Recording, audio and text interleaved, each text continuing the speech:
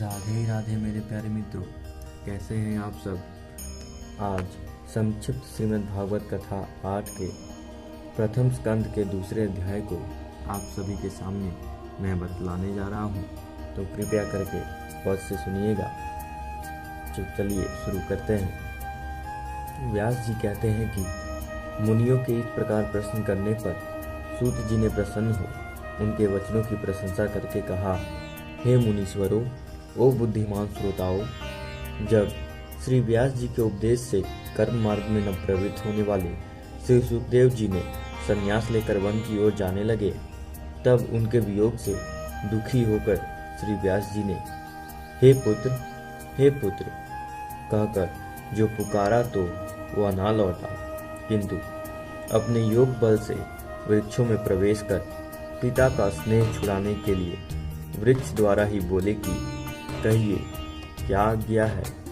तब ऐसे तेजस्वी जो सुखदेव मुनि थे, मैं उन्हें प्रणाम करता हूँ।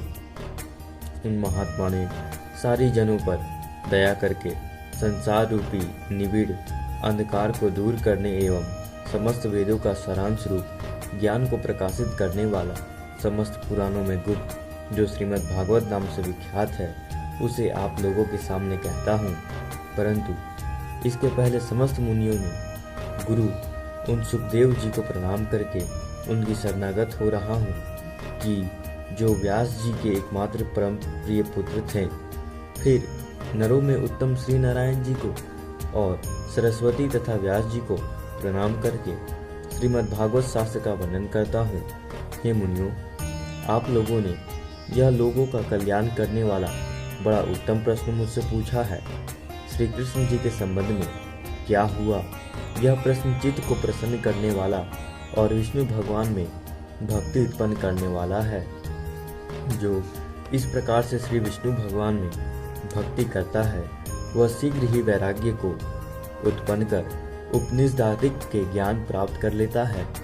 उत्तम कर्मों में कठिन से कठिन परिश्रम करके भी यदि विष्णु जी की कथा में प्रेम न उत्पन्न हुआ हो तो उसका जन्म लेना व्यर्थ है और उसने व्यर्थ ही परिश्रम किया। धर्म के फल को अर्थ मानना अनुचित है, क्योंकि धर्म उत्तम है और अर्थ निकृष्ट इंद्रियों का प्रसन्न होना काम का फल नहीं है। किंतु जितने में जीविका चला सके उतने ही फल को अपने काम का फल जानना चाहिए। जीवन का उत्तम फल यही है कि मनुष्य तत्ववेता होना। अद्वैत ज्ञान को या तत्वज्ञानी लोग तत्व कहते हैं और उसी को उपनिषदों में ब्रह्म कहा गया है। उसी को स्मृतियाँ परमात्मा कहती है और पुराणवादी उसी को ईश्वर के नाम से संबोधित करते हैं। परंतु जो श्रद्धालु मुनिजन हैं, वे अपने वेदांतिक श्रवण ज्ञान की प्राप्ति से ज्ञान और वैराग्य सहित भक्तिवश उसी तत्व में अर्थात समस्त पदार्थों में एक परमात्मा का ही मान करते हैं। द्विजत्व अपने वर्णाश्रम धर्म के अनुसार धर्म पूर्वक किया हुआ धर्म का फल विष्णु को प्रसन्न करता है। अतः देवताओं के स्वामी विष्णु को सावधान मन से जपना और उनकी पवित्र लीलाओं को कहना और सुनना चाहिए।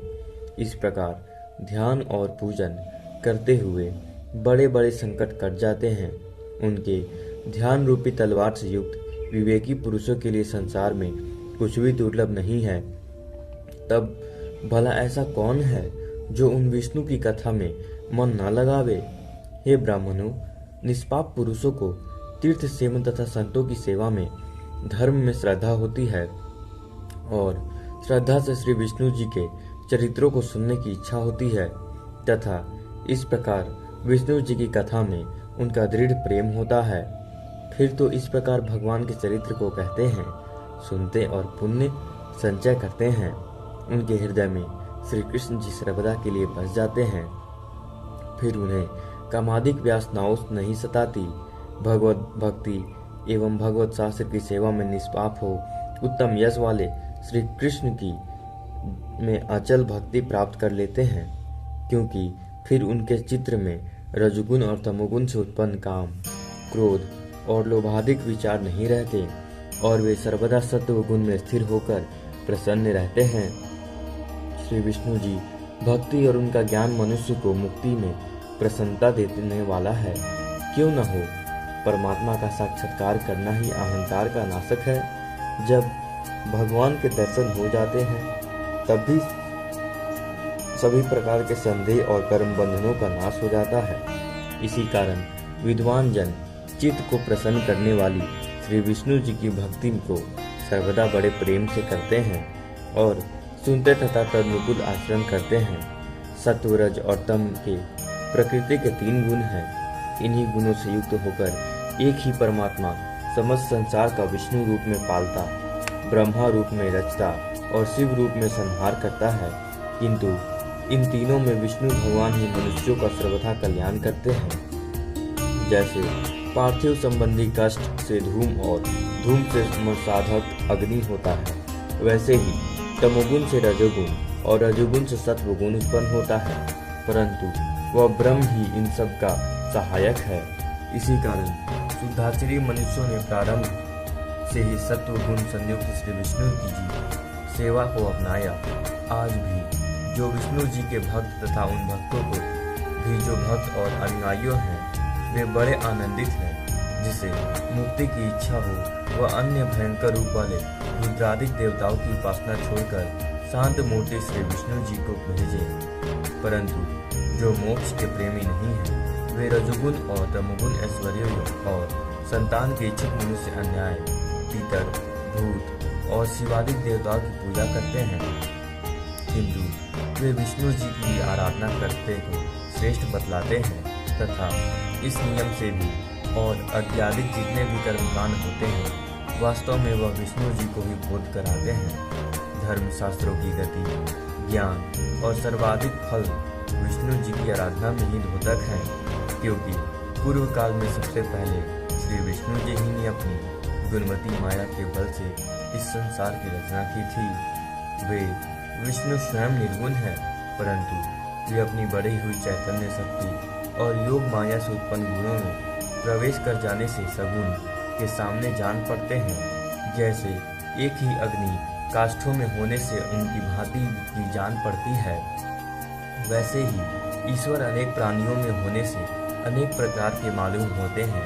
इसी प्रकार विष्णु जी अपने बनाए हुए प्राणियों में प्रवेश कर सूक्ष्म भूत इंद्रियों और मन अधिक गुणमयी भावों से उनके गुण अर्थात शब्द, स्पर्श, रूप, रस तथा गांधिकों का भोग करते हैं। ये विष्णु जी अपने योग माया से लीला हेतु अपने अनुरागियों को सुख देने के हेतु देवता, पशु, पक्षी और मनुष्यादिकों में अवतार लेते हैं। इस अध्याय में सूत जी द्वारा श्रीमद् भागवत की कथा एवं विष्णु भगवान की भक्ति का वर्णन है। राधे राधे मेरे प्यारे मित्रों, हरे कृष्ण।